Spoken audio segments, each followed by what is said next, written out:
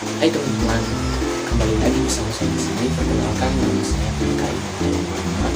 Saya dari kelas 11 MIPA 1. Nah, pada kesempatan ini saya akan menjelaskan tentang pelajaran biologi yang ada di bab 2, yaitu tentang jaringan pada tumbuhan.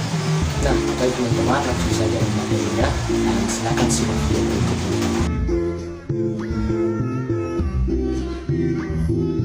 Nah, baik teman-teman, kita akan masuk pada materi. Saat ini kita akan membahas tentang struktur jaringan pada tumbuhan. Nah, jaringan pada tumbuhan ini teman-teman terbagi menjadi dua, yaitu yang pertama adalah jaringan meristem dan yang kedua adalah jaringan permanen. Baik, kita akan menjelaskan satu persatu tentang yang pertama, yaitu jaringan meristem. Nah, perlu kita ketahui teman-teman bahwasanya tumbuhan juga memiliki jaringan.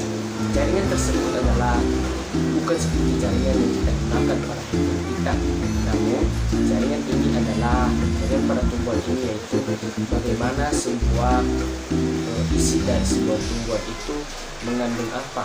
Jadi tumbuhan ini mengandung sebuah jaringan ya teman-teman. Baik, langsung masuk pada topik, yaitu jaringan meristem. Nah, jaringan meristem ini teman-teman adalah jaringan yang memiliki kemampuan aktif membelah. Pada awal tahap perkembangannya, sel tumbuhan mengadakan pembelahan. Kemudian selanjutnya, pembelahan sel menjadi terbatas pada bagian tertentu. Bagian tersebut memiliki sifat embrionik. Nah, kita ketahui bahwasanya sifat embrionik ini adalah memiliki kemampuan jaringan yaitu aktif membelah.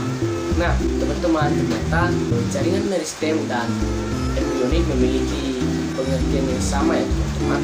Jika diibaratkan, jaringan meristem ini bisa disebut adalah embrionik, yaitu memiliki sifat dan kemampuan yang aktif membelah.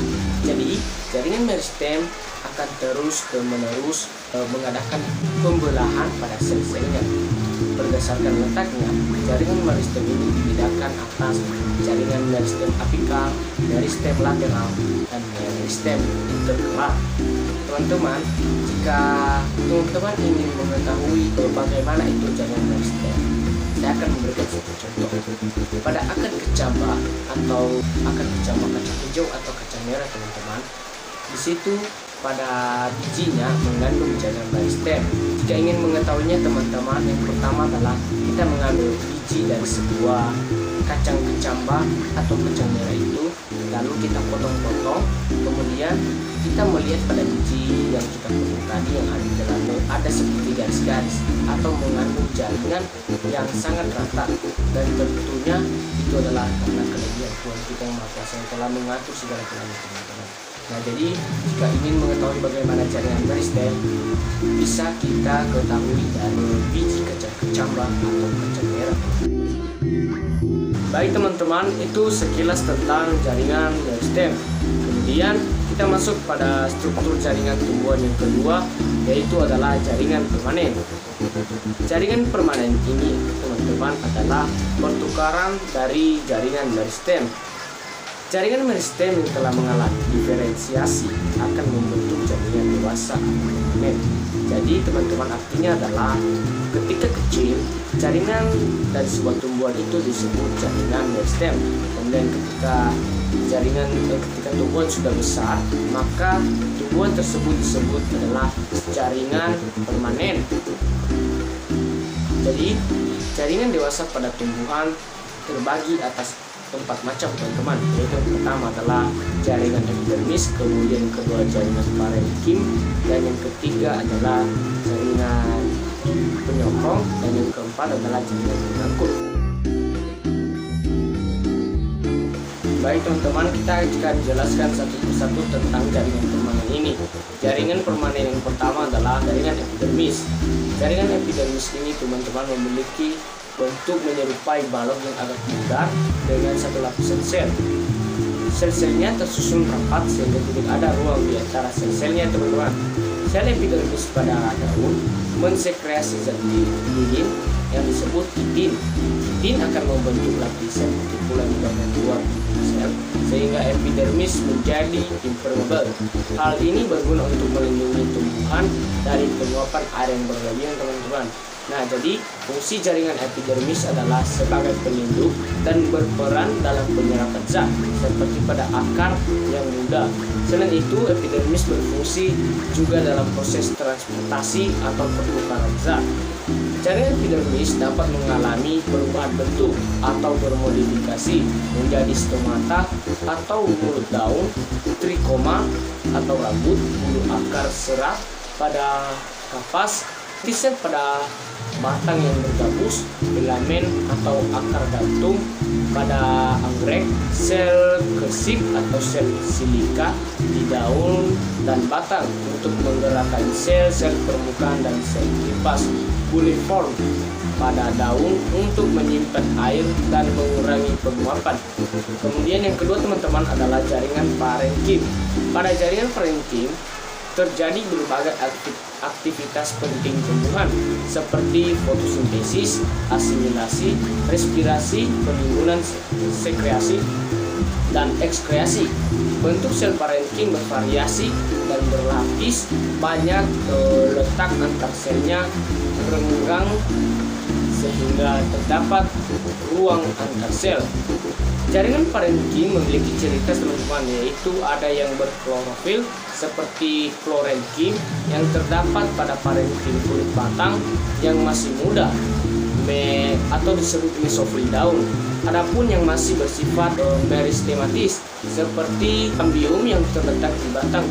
Berbagai bentuk variasi atau modifikasi dari jaringan parenkim jaringan mesofil. Kemudian kita masuk pada jaringan penyokong teman-teman. Jaringan penyokong merupakan jaringan yang memperkuat tubuh tumbuhan. Jaringan penyokong meliputi jaringan sklerenkim dan jaringan kolenkim. Yang pertama adalah jaringan sklerenkim. Jaringan sklerenkim mengalami penebalan dinding sel dari zat kayu atau lignin yang dapat memperkuat tubuh tumbuhan.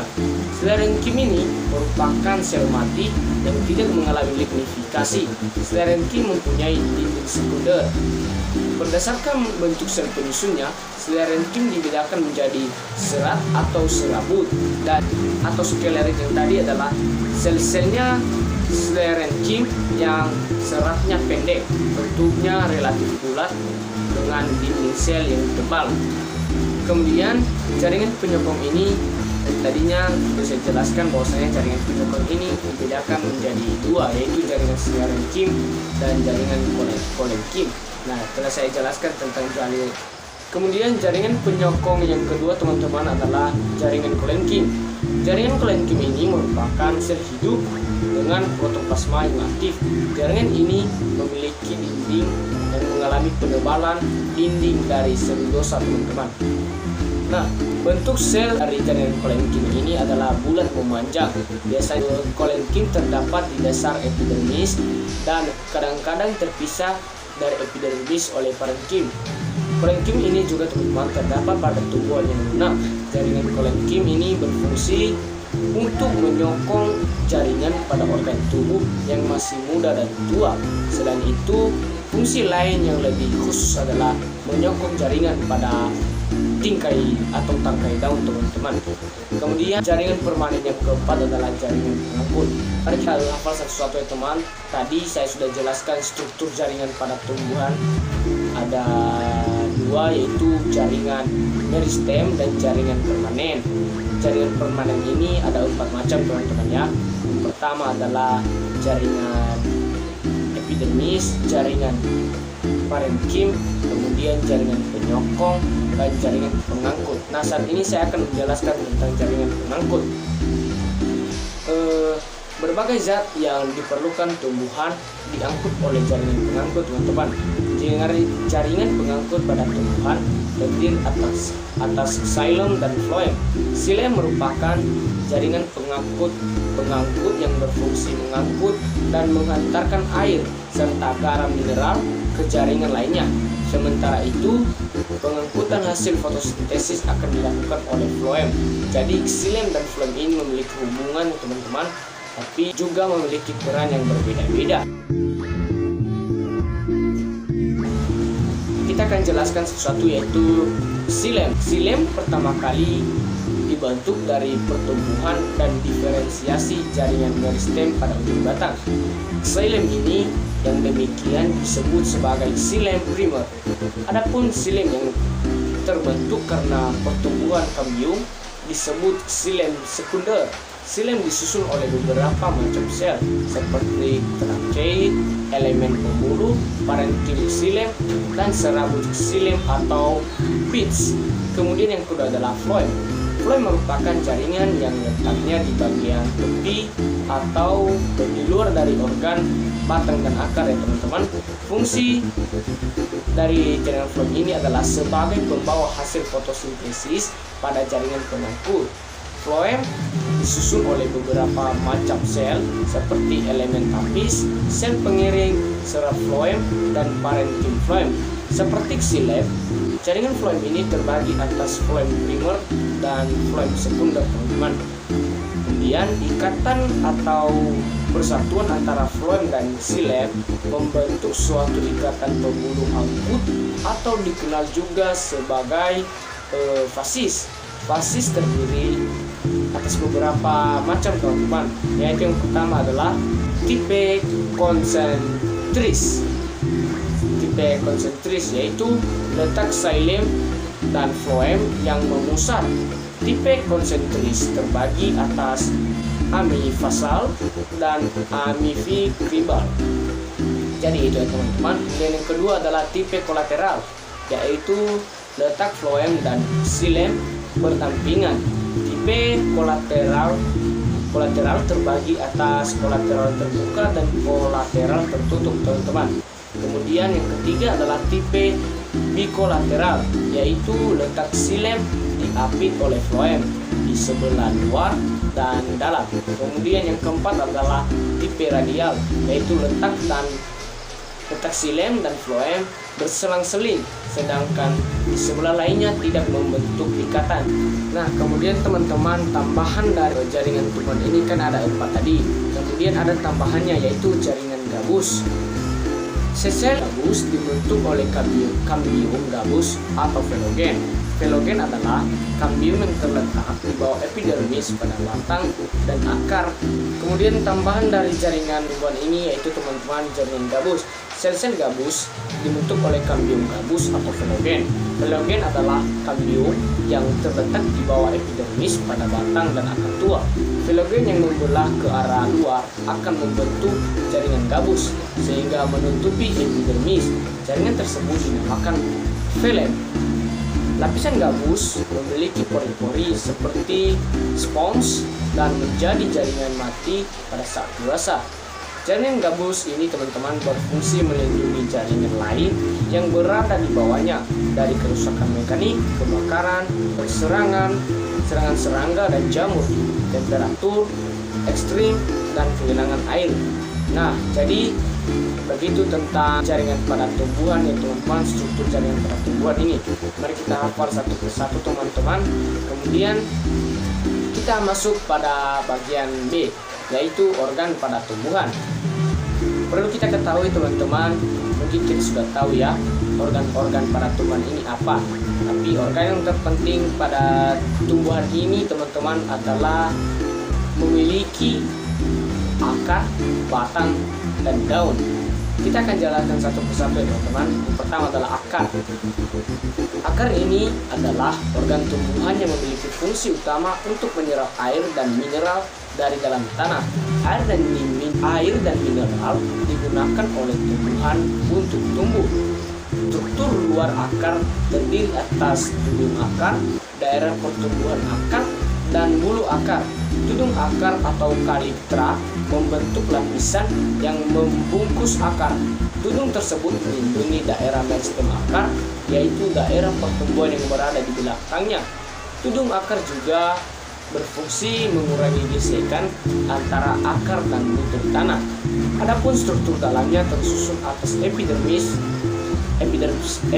akar, korteks, epidermis, dan silinder pusat. Lanjut pada batang. Nah, jaringan pada batang primer yang baru berasal dari aktivitas sel meristem primer. Lanjut pada batang teman-teman.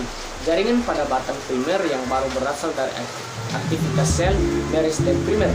Lapisan jaringan kulit atau luar yang dikenal sebagai epidermis berkembang pada permukaan batang. Epidermis memproduksi lapisan lilin yang disebut kutikula. Epidermis dan kutikula dapat melindungi tanaman dari kerusakan yang disebabkan oleh serangan serangga dan penyakit. Di bawah epidermis terdapat korteks batang yang sebagian besar tersusun atas jaringan dasar yang dinamakan jaringan parenkim. Jaringan tersebut tersusun atas satu jenis sel yang berdinding tipis. Sel ini menyimpan tepung di dalam plastid seba. Nah, kemudian kita akan jelaskan tentang batang. Jaringan pada batang primer yang baru berasal dari aktivitas sel meristem primer. Lapisan jaringan kulit atau luar yang dikenal sebagai epidermis berkembang pada permukaan batang. Epidermis memproduksi lapisan lilin yang disebut kutikula, teman-teman. Epidermis dan kutikula dapat memproduksi lapisan lilin yang disebut kutikula. Epidermis dan kutikula ini, teman-teman, dapat melindungi tanaman dari kerusakan yang disebabkan oleh serangan serangga dan penyakit tanaman.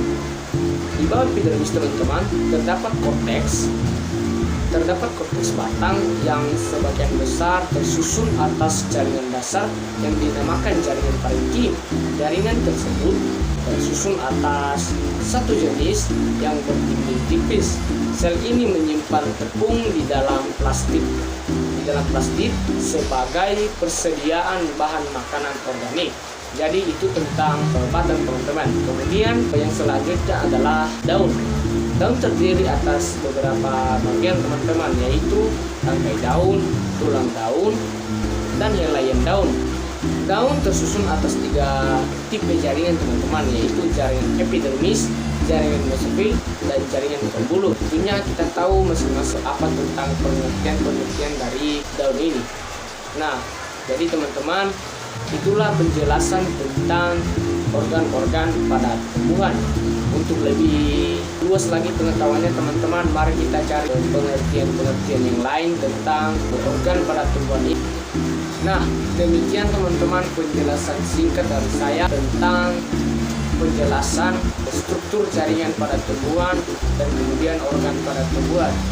Saya minta maaf jika kesalahan dari video saya ini barangkali tentang perkataan saya yang mungkin kurang menyenangkan hati teman-teman ataupun penjelasan saya yang kurang tepat.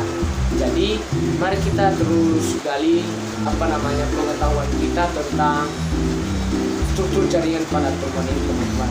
Jadi sekian dari saya, semoga video ini bermanfaat bagi teman-teman semua.